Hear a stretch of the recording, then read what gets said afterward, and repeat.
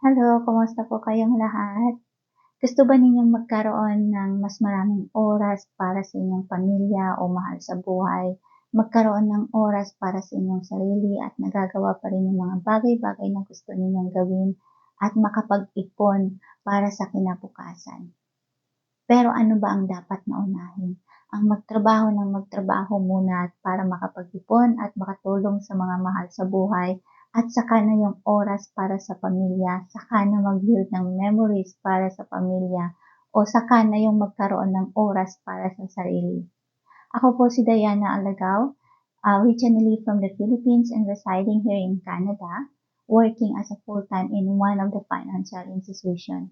2 years ago, nagkaroon ako ng full-time job. Kaya akala ko naman na magiging stable na kami financially. At the same time, balance din yung oras ko dahil meron din akong time para sa aking mga pamilya at mahal sa buhay. Pero dahil sa cost of living and inflation na nangyayari ngayon, kinailangan ko rin maghanap ng ekstrang pagkakakitaan. Pero at the same time, ayaw ko rin mabawasan yung oras ko para sa aking pamilya. Paano po ba? Parang napaka-imposible, hindi po ba? Pero nung nakita ko itong ads na ganito na kagaya ng nakikita ninyo sa akin ngayon, nakita ko na ito pala ay isang automated online business na may free webinar at doon mo makikita na may step-by-step training para ma-build ang business na ito.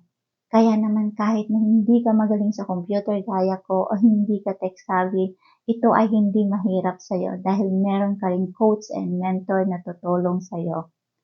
Kaya naman ini-encourage ko kayo na mag-register sa aking website at para makita po yung more details po regarding po sa online business na ito.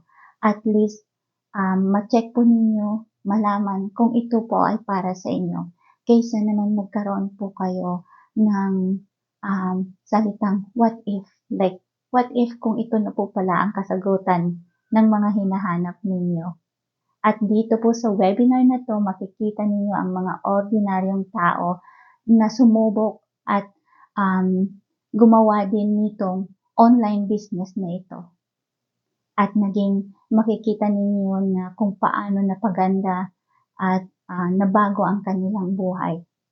Nagkaroon po sila ng magandang kinabukasan. Financially, nagkaroon po sila ng more time sa family, nakapag-ipon, nakapagpundar at natulungan nila ang mga mahal nila sa buhay. Kaya for more inquiry po about this business, i-message lang din po ninyo ako. Maraming salamat po sa oras. God bless.